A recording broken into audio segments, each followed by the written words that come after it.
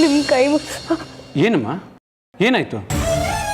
ನಿಮ್ಮ ಕೈ ಮುಗ್ದು ಕೇಳ್ಕೊತೀನಿ ಸರ್, ಹೇಗಾದ್ರೂ ಮಾಡಿ ನನ್ಗೆ ಆ ಸರನ ಹುಡ್ಕಿಸ್ಕೊಡಿ ಸರ್. ಮಾಂಗಲ್ಯ ಸರ ಹೋದ್ರೇನೆ ತಲೆ ಕೆಡಿಸ್ಕೊಳ್ದಿರೋ ಈ ಕಾಲದಲ್ಲಿ ಮಾಮೂಲಿ ಚೈನ್ಗೋಸ್ಕರ ಅಳ್ತಾ ಇದೆಯಲ್ಲಮ್ಮ ನೀನು. ಅಯ್ಯೋ, ಅದು ಮಾಮೂಲಿ ಸರ ಅಲ್ಲ ಸರ್. ನನ್ನ ಮುತ್ತು ಮಾವ ನನ್ನ ಹುಟ್ಟಬ್ಬಕ್ಕೆ ಅಂತ ಕೊಟ್ಟಿದ್ದ ಚೇನು. ಹೆಣ್ಮಕ್ಳಿಗೆ ತಾಳಿ ಹೇಗೆ ಮುಖ್ಯನೋ ನನಗೆ ಆ ಸರ ಅಷ್ಟೇ ಮುಖ್ಯ ಸರ್. ನಿಮ್ಮ ಅತ್ತೆ ಮಗಳು ಬೆಳ್ಳಿ ಪೊಲೀಸ್ ಸ್ಟೇಷನ್ಗೆ ಬಂದಿದ್ದಾರೆ. ಬೆಳ್ಳಿ ಸ್ಟೇಷನ್ಗೆ ಬಂದಿದ್ದಾಳ? ಅದೇನೋ ಚೈನ್ ಕಳೆದೋಗಿದೆ ಅಂತೇಳಿ ಕಂಪ್ಲೇಂಟ್ ಕೊಡಕ್ಕೆ ಬಂದಿದ್ದಾರೆ. ಕೂತ್ಕೊಳ್ಳಿ ಮುತ್ತು. ಮುತ್ತು, ಮೊದಲು ನಾನು ನಿಮ್ಮ ಹಾಗೆ ಈ ವಿಷಯದ ಬಗ್ಗೆ ಬಹಳ ಕೋಪ ಮಾಡಿಕೊಂಡೆ. ಆದರೆ ಆ ಚೈನ್ ಮೇಲೆ ಇಟ್ಟಿರೋ ಪ್ರೀತಿ ನೋಡಿದ್ಮೇಲೆ ಗೊತ್ತಾಗಿದ್ದು ನೀವು ಕೊಟ್ಟಿರೋ ವಸ್ತು ಅವಳಿಗೆ ಎಷ್ಟು ಮುಖ್ಯ ಅಂತ. ಅಯ್ಯೋ ಪರವಾಗಿಲ್ಲ ಸರ್, ಮೊದಲು ಅವಳನ್ನ ಮನೆ ಕರ್ಕೊಂಡೋದ್ರೆ ಸಾಕಾಗಿದೆ. ಅವಳಿಂದ ನಿಮಗೆಲ್ಲ ತುಂಬ ತೊಂದರೆ ಆಗಿರಬೇಕು, ದಯವಿಟ್ಟು ಕ್ಷಮಿಸ್ಬಿಡಿ. ಪ್ರಾಣಕ್ಕಿಂತ ಹೆಚ್ಚಾಗಿ ಅವಳಿದ್ರ ಬಗ್ಗೆ ಯೋಚನೆ ಮಾಡ್ತಾಳೆ ಅಂತಂದರೆ ಅವಳಿಗೆ ಅದೆಷ್ಟು ಇಂಪಾರ್ಟೆಂಟು ಅಂತೇಳಿ ಇದರಿಂದನೇ ಗೊತ್ತಾಗತ್ತೆ. ನಿಜವಾಗ್ಲೂ ನೀವು ತುಂಬಾ ಲಕ್ಕಿ, ಇಂಥ ಒಳ್ಳೆ ಹುಡುಗಿನ ಮದುವೆ ಆಗ್ತಾ ಇದ್ದೀರಾ. ಇಂಥ ಒಳ್ಳೆ ಮನಸ್ಸಿರೋರು ಸಿಗೋದು ತುಂಬಾ ಅಪರೂಪ.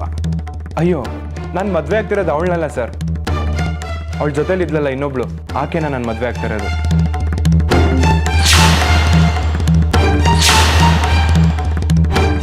ಓಹ್, ಐ ಆಮ್ ಸಾರಿ, ಗೊತ್ತಿಲ್ಲದೆ ಹೇಳ್ಬಿಟ್ಟೆ, ತಪ್ಪಾಗಿ ತಿಳ್ಕೊಬೇಡಿ. ಪರವಾಗಿಲ್ಲ ಸರ್. ನೀವಿನ್ನ ಹೊರಡಿ.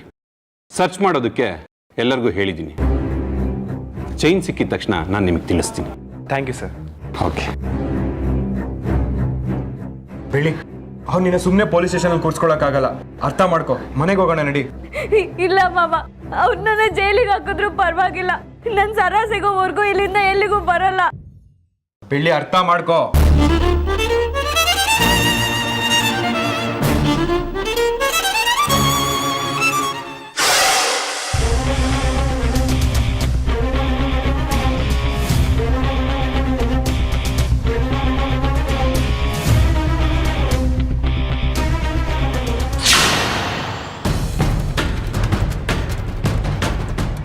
ಅಣ್ಣ ಅಣ್ಣ, ಏನ್ರ ಬಂದ ಇರೋ. ನೀವು ಹೇಳ್ದಂಗೆ ಚೈನ್ ಕಿತ್ಕೊಂಡ್ ಬಂದಿದ್ದೀವಣ್ಣ.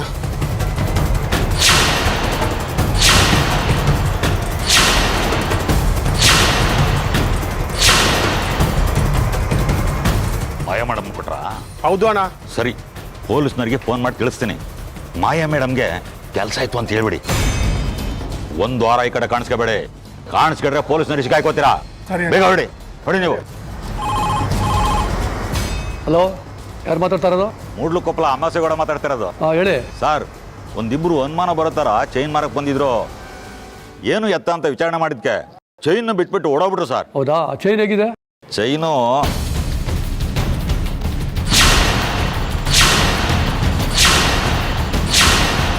ಚೈನ್ ನಾವು ಹುಷಾರ ಇಟ್ಕೊಳ್ಳಿ, ನಾವು ಇನ್ಸ್ಪೆಕ್ಟರ್ ತಿಳಿಸ್ಬಿಟ್ಟು ಬರ್ತೀವಿ. ಸರಿ ಸರ್, ಹುಷಾರಾಗಿ ಇಟ್ಕೊಂಡಿರ್ತೇನೆ ಸರ್. ಬೆಳ್ಳಿ, ನಿನ್ನ ಚೈನ್ ಸಿಕ್ಕಿದೆ ಅಂತಮ್ಮ?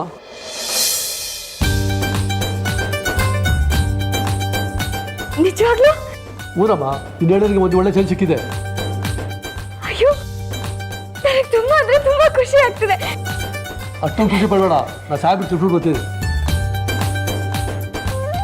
ಅಯ್ಯೋ, ಅಮ್ಮ ತಾಯಿ ಚಾಮುಂಡಿ, ಕೊಲ್ಲೂರು ಮುಖಾಂಬಿಕೆ, ಅಟ್ಟಿ ಹಾಕಮ್ಮ, ನಿನ್ನೆ ನಂಬಿದ್ದಕ್ಕೆ ನನ್ನ ಚೈನ್ನ ನನಗೆ ವಾಪಸ್ ಕೊಡಿಸ್ಬಿಟ್ಟೆ.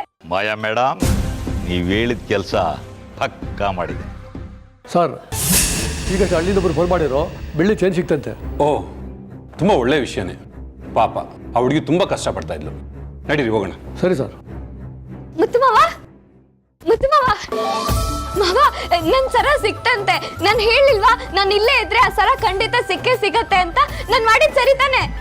ನಿನಗಿರೋ ಕಾನ್ಫಿಡೆನ್ಸ್ ನಿಜವಾಗ್ಲೂ ನನಗಿಲ್ಲ. ಮುತ್ತವ್ರೆ, ಮೋಸ್ಟ್ಲಿ ಆ ದೇವರೇನೆ ಆ ಚೈನನ್ನು ಹುಡ್ಕಿಸ್ಕೊಟ್ಟಿರ್ಬೇಕು ಅನ್ಸುತ್ತೆ. ದೇವ್ರಂತ ಹೆಸರಷ್ಟೇ, ಆದ್ರೆ ಅದು ಸಿಗೋ ಹಾಗೆ ಮಾಡಿದ್ದು ನಾನು. ಇದಿನ್ನೂ ಸ್ಟಾರ್ಟಿಂಗ್ ಅಷ್ಟೇ, ಮುಂದೆ ಇನ್ನ ಭಯಂಕರ ಟ್ವಿಸ್ಟ್ ಇದೆ, ವೇಟ್ ಮಾಡಿ. ಇನ್ಸ್ಪೆಕ್ಟರ್ ಸರ್, ನೀವೆಲ್ಲ ಪೊಲೀಸರು ನಮ್ಮ ಮನೆಗೆ ಒಂದ್ಸರಿ ಊಟಕ್ಕೆ ಬನ್ನಿ, ಮೀನ್ ಸಾರ್ ಮಾಡ್ಕೊಡ್ತೀನಿ. ಯಾಕೆ, ಚೈನ್ ಸಿಕ್ತು ಅಂತ ಲಂಚನಾ? ಅಯ್ಯೋ, ಹಾಗೆಲ್ಲ ಏನಿಲ್ಲ ಸರ್. ನಮಗ್ ಸಹಾಯ ಮಾಡಿದವ್ರಿಗೆ ಒಳ್ಳೇದ್ ಮಾಡ್ಬೇಕಲ್ವಾ, ಅದಕ್ಕೆ ಒಂದ್ ಹೊತ್ತಿನ ಊಟ. ಖಂಡಿತನಮ್ಮ, ಬಿಡು ಮಾಡ್ಕೊಂಡು ಬರ್ತೀವಿ. ಈಗ ಚೈನ್ ಇದೆಯಲ್ಲ, ಮನೆ ಹತ್ರ ಹೋಗ್ಬೇಕು. ಓಕೆನಾ?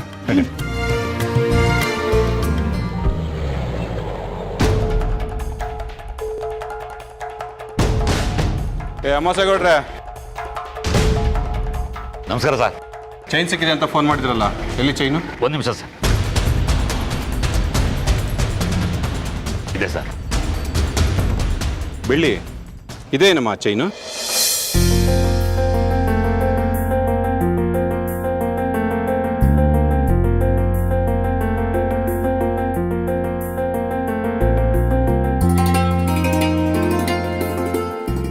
ಸರ್ ಇದೇ ಚೈನು. ತುಂಬಾ ಥ್ಯಾಂಕ್ಸ್. ಪರವಾಗಿಲ್ಲಮ್ಮ, ನೀನು ನೀಗ ಮನೆಗೆ ಕಳಿಸ್ತಾ ಇದ್ದೀನಲ್ಲ, ಅದೇ ನನಗೆ ಸಂತೋಷ. ಇನ್ಸ್ಪೆಕ್ಟರ್ ಸರ್, ಮನೆಗೆ ಊಟಕ್ಕೆ ಬರೋದನ್ನ ಮರಿಬೇಡಿ.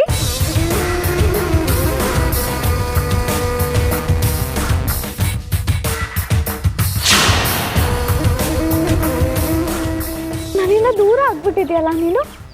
ಅಂದು ಈಗ ನಿನ್ನ ಹತ್ರ ಬಂದಿದ್ಯಲ್ಲ, ನಾನು ನಿನಗೇನು ಆಗ್ತಿರೋ ಹಂಗೆ ನೋಡ್ಕೊಳ್ತೀನಿ. ಆ ಕಳ್ಳ ನಿನಗೆ ತುಂಬ ಕಾಟ ಕೊಟ್ಟಿದ್ರಾ?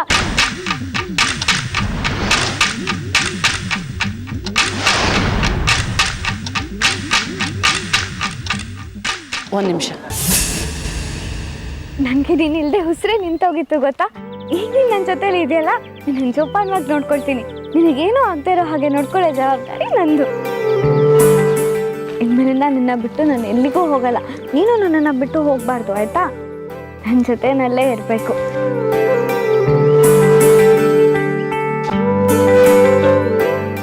ಏನ್ ವಿಷಯ ಮಾಯಾ? ಬೆಳ್ಳಿ ನೋಡಿ ಮಾವ, ಅವಳ ವಿಚಾರ ಏನು ನನಗೆ ಅರ್ಥನೇ ಆಗ್ತಿಲ್ಲ. ಒಬ್ಬೊಬ್ಳೆ ನಗ್ತಾಳೆ, ಒಬ್ಬೊಬ್ಳೆ ಅಳ್ತಾಳೆ, ಚೈನ್ ಜೊತೆ ಮಾತಾಡ್ತಿದ್ದಾಳೆ. ಇದನ್ನೆಲ್ಲ ನೋಡಿದ್ರೆ ನಂಗೆ ಯಾಕೋ ತುಂಬಾ ಭಯ ಆಗ್ತಿದೆ ಮಾವ. ಇದಕ್ಕೆ ನೀನು ಇಷ್ಟೊಂದು ಭಯ ಪಡ್ತಿದ್ಯಾ? ನಾನು ಏನೋ ಅನ್ಕೊಂಡೆ. ನಿಮ್ಗಿದು ಸರ್ಪ್ರೈಸ್ ಅಂತ ಅನಿಸ್ತಿಲ್ವಾ ಮಾವ? ಮೊದಲು ನನಗೂ ಇದೇ ಥರ ಭಯ ಇತ್ತು. ಬೆಳ್ಳಿ ಈಗಂತಲ್ಲ, ಯಾವಾಗಲೂ ಹಾಗೇನೆ.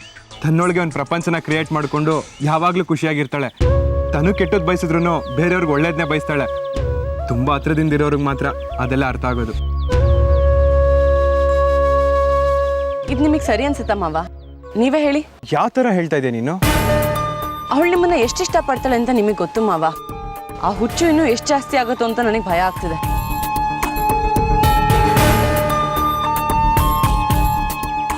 ಭಯನಾ? ಹೌದು ಮಾವ, ನಮ್ಮ ನಿಶ್ಚಿತಾರ್ಥ ಆಗಿದೆ. ಈಗಾಗಲೇ ಮದುವೆ ಡೇಟ್ ಕೂಡ ಫಿಕ್ಸ್ ಆಗಿದೆ. ಆದರೆ ಯಾವುದೇ ಕ್ಷಣದಲ್ಲಿ ಬೇಕಾದರೂ ಬೆಳ್ಳಿಗೆ ತಾನು ಪ್ರೀತಿಸಿದವರು ಮದುವೆ ಆಗ್ತಿದ್ದಾರೆ, ತನಗೇನೂ ಸಿಗ್ತಿಲ್ಲ ಅಂತ ಅನ್ಕೊಂಡ್ರೆ ಅವಳು ಹೇಗೆ ನಾರ್ಮಲ್ ಆಗಿರ್ತಾಳೆ ಮಾವ? ನಾವು ಹೇಗೆ ನಾರ್ಮಲ್ ಆಗಿ ಮದುವೆ ಆಗ್ಬೋದು ಹೇಳಿ? ಇದು ನಮಗೆ ತೊಂದರೆನೇ ಅಲ್ವಾ ಮಾವ? ನಾನು ಇದನ್ನ ಯೋಚನೆ ಮಾಡಿರಲಿಲ್ಲ ಮಾಯಾ. ಈಗ ನಾರ್ಮಲ್ ಆಗಿ ಯಾವ ಹೆಣ್ಮಗಳು ಪೊಲೀಸ್ ಸ್ಟೇಷನ್ಗೆ ಬರಲ್ಲ ಮಾವ.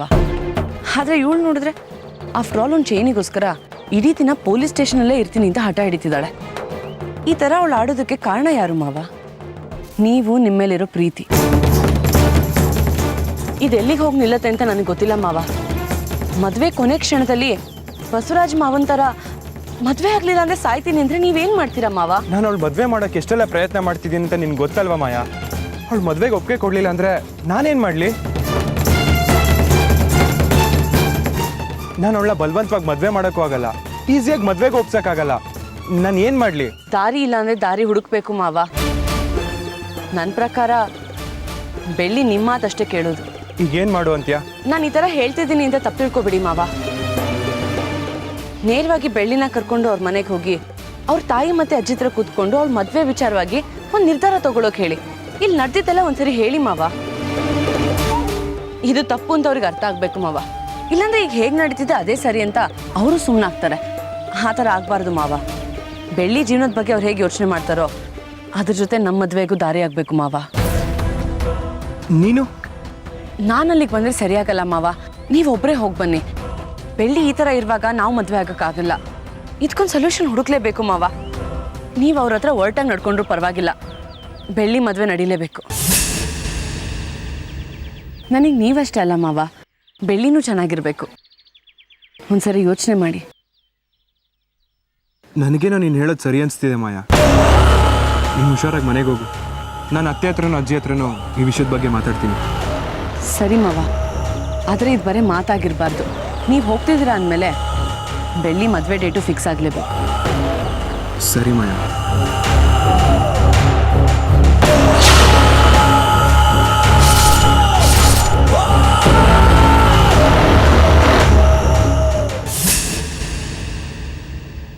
ಬೆಳ್ಳಿ,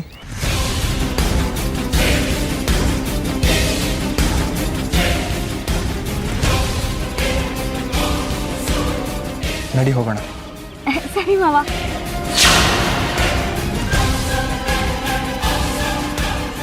ತಾಳ ಸರಿಯಾಗೇ ಬಿಟ್ಟಿದ್ದೀನಿ, ಗೆಲುವು ನಂದೆ.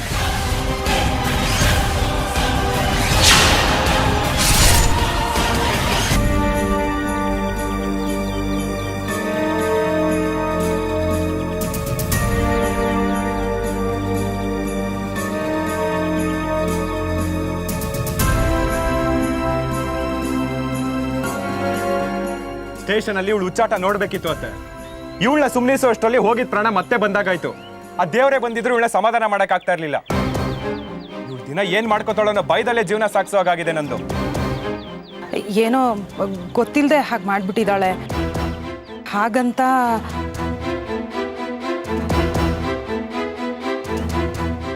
ನಾನು ಮಾತಾಡ್ತಿರೋದು ಚೈನ್ ಬಗ್ಗೆ ಅಲ್ಲ ಅತ್ತೆ. ನಾಳೆ ದಿವಸ ನನ್ನ ಮದ್ವೆ ವಿಚಾರದಲ್ಲೂ ಇವಳು ಈ ರೀತಿ ಹಠ ಹಿಡಿದ್ರೆ ನಾನು ಏನ್ ಮಾಡ್ಬೇಕು ಅಂತ ಯೋಚನೆ ಮಾಡ್ತಾ ಇದ್ದೀನಿ. ನೀನೇನು ಹೇಳಬೇಕು ಅಂತಿದ್ಯೋ ಅದನ್ನ ನೇರವಾಗಿ ಹೇಳು ಮುತ್ತು. ಇವಳು ಮದ್ವೆಗೆ ಬರೋದು ಬೇಡ ಅಂತಿದ್ಯಾ? ಮದ್ವೆಗೆ ಬರೋದು ಬೇಡ ಅಂತ ಹೇಳ್ತಿಲ್ಲ ಅತ್ತೆ. ನಾನು ಮದ್ವೆ ಆಗೋದ್ರಿಂದ ಅವಳು ನೋವು ಪಡೋದು ಬೇಡ ಅಂತ ಹೇಳ್ತಾ ಇದ್ದೀನಿ. ನನಗೂ ಮಾಯಿಂಗೂ ನಿಶ್ಚಿತಾರ್ಥ ಆಗಿದೆ, ಮದ್ವೆ ಡೇಟ್ ಕೂಡ ಫಿಕ್ಸ್ ಆಗಿದೆ. ಆದ್ರೆ ಇವಳು ಇನ್ನೂ ನನ್ನ ಮನಸ್ಸಲ್ಲಿ ಇಟ್ಕೊಂಡು ಇನ್ನೂ ಯೋಚನೆ ಮಾಡ್ತಿದ್ದಾಳೆ. ಮುಂದೆ ಅವಳ ಭವಿಷ್ಯ ಏನಾಗಬೇಕು? ಪ್ರೀತಿ ಬರುತ್ತೆ ಹೋಗುತ್ತೆ, ಅದನ್ನ ಮನಸ್ಸಿಂದ ಕಿತ್ತು ಬಿಸಾಕಿ ಮುಂದಿನ ಜೀವನ ನೋಡ್ಕೋಬೇಕು. ಇವಳು ಈ ರೀತಿ ಇದ್ರೆ ನಾನು ಹೇಗೆ ನೆಮ್ಮದಿಯಾಗಿರೋಕ್ಕಾಗತ್ತೆ? ಇದನ್ನ ಹೇಳಿದ್ರೆ ಇವಳು ಅರ್ಥನೇ ಮಾಡ್ಕೊಳ್ತಿಲ್ಲ. ನನ್ನ ಮದ್ವೆ ನಡೀತಿದೆ ಅಂತ ಏನಾದ್ರೂ ಹೆಚ್ಚು ಕಮ್ಮಿ ಮಾಡ್ಕೊಳ್ತಾಳೆ ಅಂತ ಯೋಚನೆ ಮಾಡಿ ಮಾಡಿ ನನ್ನ ತಲೆ ಕೆಟ್ಟೋಗಿದೆ. ಇದಕ್ಕೇನಾದ್ರೂ ಒಂದು ಪರಿಹಾರ ಕಂಡುಹಿಡಿಯಲೇಬೇಕು. ಇಲ್ಲ ಏನಾಗುತ್ತೋ ನನಗೂ ಗೊತ್ತಿಲ್ಲ ಅತ್ತೆ. ಮಾವ, ನನ್ನ ಹತ್ರ ಯಾವ ತಪ್ಪು ನಿರ್ಧಾರನೂ ತಗೊಳ್ಳಲ್ಲ. ನೀವು ನನ್ನ ಬಗ್ಗೆ ಯೋಚನೆ ಮಾಡಬೇಡಿ. ಸ್ವಲ್ಪ ಬಾಯಿ ಮುಚ್ಕೊಂಡು ನಿಂತ್ಕೋತೀಯಾ? ಹೇಳೋ ಮಾತು ಒಂದನ್ನು ಕೇಳಲ್ಲ. ಈಗ ಮಾತಾಡು. ಮೊದಲು ಮುತ್ತು ಏನು ಹೇಳ್ತಾನೋ ಅದನ್ನು ಕೇಳಿಸ್ಕೊ. ಇವತ್ತು ಒಂದು ತೀರ್ಮಾನ ಆಗ್ಲೇಬೇಕು ಅತ್ತೆ. ನನ್ನ ಮದ್ವೆಗಿನ್ನು 30 ದಿವಸ ಉಳ್ದಿರೋದು. ಅವಳಿ ಹುಚ್ಚಾಟ ಎಲ್ಲ ಬಿಟ್ಟು ನಾವು ಹೇಳೋದನ್ನ ಕೇಳಲೇಬೇಕು. ನೀನು ಹೀಗೆ ಹೇಳಿದ್ರೆ ಪಾಪ ಅವಳು ಏನಪ್ಪ ಹೇಳ್ತಾಳೆ? ಚಿಕ್ಕ ವಯಸ್ಸಿನಿಂದಲೂ ನಿನ್ನನ್ನು ಅವಳು ತನ್ನ ಮನಸ್ಸಿನಲ್ಲಿ ಇಟ್ಕೊಂಡು ಪೂಜಿಸ್ತಾ ಇದ್ದಾಳೆ. ಈಗ ಅಷ್ಟು ನೆನಪುಗಳನ್ನ ಕಿತ್ತು ಹಾಕು ಅಂದರೆ ಅದು ಹೇಗೆ ಸಾಧ್ಯ?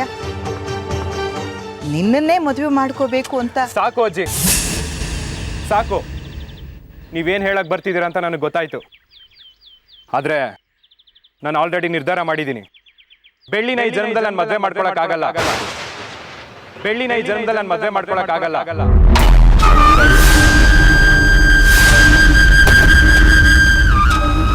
ನನ್ನ ಮದುವೆ ಅಂತ ಆಗೋದಾದ್ರೆ ಅದು ಮಾಯಿನ ಜೊತೆನೆ.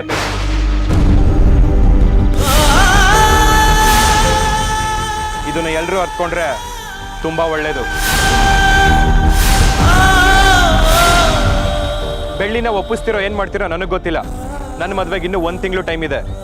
ಅಷ್ಟರಲ್ಲಿ ಬೆಳ್ಳಿ ಮದ್ವೆ ನಡೀಲೇಬೇಕು. ಅದಕ್ಕೂ ಮುಂಚೆ ಅವಳೇನಾದ್ರೂ ಹೆಚ್ಚು ಕಮ್ಮಿ ಮಾಡ್ಕೊಳ್ಳೋ ಪ್ರಯತ್ನ ಮಾಡಿದ್ರು ಅಥವಾ ಆ ರೀತಿ ಯೋಚನೆ ಮಾಡಿದ್ರು ನಾನಿದ್ದು ಸತ್ತಾಗೇನೆ.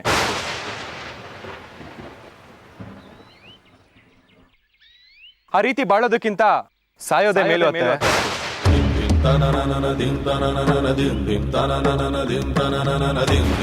ಈ ರೀತಿ ಹಿಂಸೆ ಕೊಡೋದ್ರಿಂದ ನಿನ್ಗೇನ್ ಸಿಗುತ್ತೋ ನನಗಂತೂ ಗೊತ್ತಿಲ್ಲ. ಆದ್ರೆ ಇದನ್ನೆಲ್ಲ ನೋಡ್ಕೊಂಡು ಇನ್ ಮುಂದೆ ನಾನಂತೂ ಸುಮ್ಮನೆ ಇರಲ್ಲ. ಇದಕ್ಕೊಂದು ಪರಿಹಾರ ಹುಡುಕ್ಲೇಬೇಕು. ಅದು ನಿನ್ ಮದ್ವೆನೇ ಆಗಿರ್ಬೇಕು. ನಿನ್ ಮದ್ವೆನೇ ಆಗಿರ್ಬೇಕು.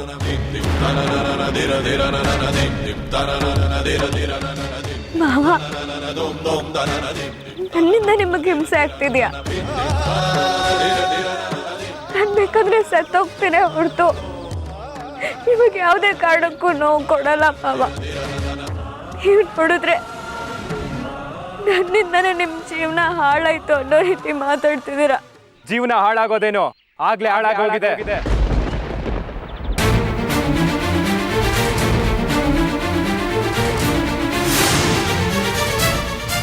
ನಾನು ಈ ರೀತಿ ನರಕ ಯಾತನೆ ಅನುಭವಿಸೋದಕ್ಕೆ ನೀನೇ ಕಾರಣ.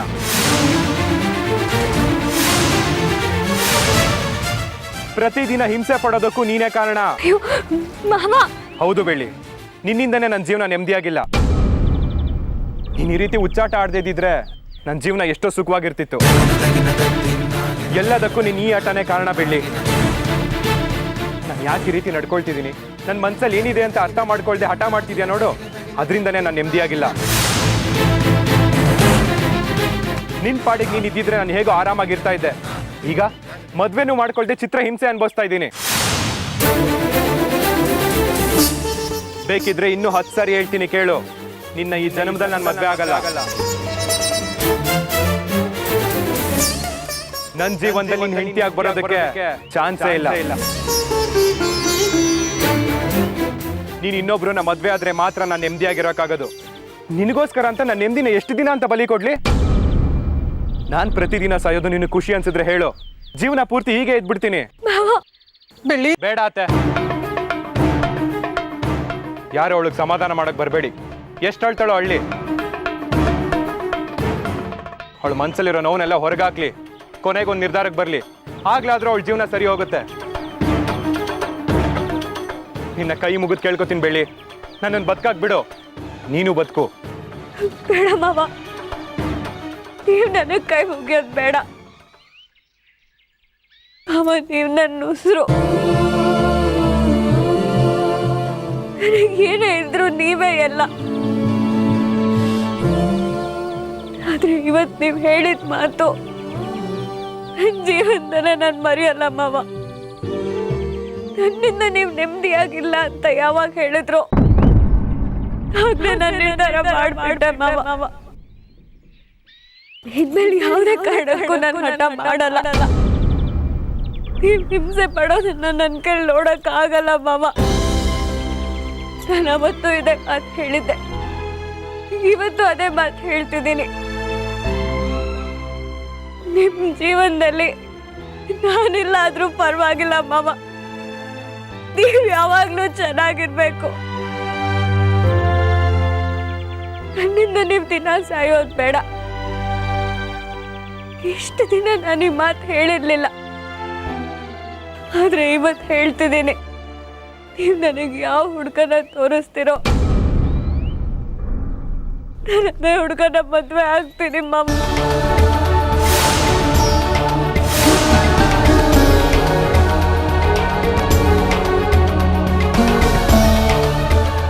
ನೀವು ಯಾವ ಹುಡುಗನ ಕೈ ತಾಳಿ ಕಟ್ಟಿಸ್ಕೊಂತೀರೋ ಅವ್ರ ಹತ್ರನೇ ತಾಳಿ ಕಟ್ಟಿಸ್ಕೊತೀನಿ ಮಾವ. ನಾನು ಹೇಳ್ದೆ ಅಂತ ಆಗ್ಲಿ ಅಥವಾ ನಿನಗೆ ಬೇಜಾರಾಗ್ತಿದೆ ಅಂತ ಆಗ್ಲಿ ಈ ರೀತಿ ಹೇಳ್ಬೇಡ. ಕ್ಲೀನಾಗಿ ಯೋಚನೆ ಮಾಡಿ ಒಂದು ನಿರ್ಧಾರಕ್ಕೆ ಬಾ. ಆಮೇಲೆ ನಿನಗೇನು ಅನಿಸ್ತಿದೆ ಅಂತ ಹೇಳು. ಈಗ ಒಪ್ಪಿಗೆ ಇದೆ ಅಂತ ಹೇಳಿ ಆಮೇಲೆ ನಾಳೆ ಹುಡುಗ ಬಂದ ಮೇಲೆ ಅದು ಇದು ಕಾರಣಗಳು ಹೇಳಿ ಮದುವೆ ಮುಂದೆ ಹಾಕಿ ಹುಡುಗ ಚೆನ್ನಾಗಿಲ್ಲ ಅಂತ ಸುಳ್ಳುಗಳು ಹೇಳಬಾರ್ದು. ಈಗಾಗಲೇ ಹುಡುಗನ ಮನೆಯವ್ರ ಮುಂದೆ ಚಿಕ್ಕವರಾಗಿ ಬಂದಿದ್ದೀವಿ, ಮತ್ತೆ ಈ ರೀತಿ ತೊಂದರೆ ಆಗಬಾರ್ದು ಅಂದ್ರೆ ನೀನು ಸರಿಯಾಗಿರೋ ನಿರ್ಧಾರ ತಗೋಬೇಕು. ಇಲ್ಲ ಮಾವ, ನಾನು ಖಂಡಿತವಾಗ್ಲೂ ನಿಮ್ಮ ಇಷ್ಟ ತಕ್ಕ ಹಾಗೆ ನಡ್ಕೊಳ್ತೀನಿ. ನಿಮ್ದು ಮಾಯಕ್ಕನ ಮದುವೆ ಆಗಕ್ ಮುಂಚೆನೆ ನಾನು ಮದುವೆ ಆಗ್ತೀನಿ. ನನಗೆ ನೀನು ಸಂತೋಷವಾಗಿರ್ಬೇಕು ಬೆಳ್ಳಿ.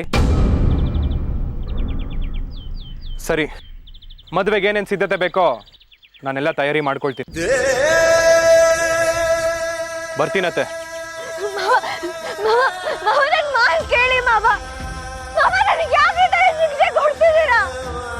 ನನ್ನೇನು ತಪ್ಪಿಲ್ಲ ಮಾವ. ಮದುವೆ ಬೇಡ ಮಾವ. ಅರ್ಥ ಮಾಡ್ಕೊಳ್ಳಿ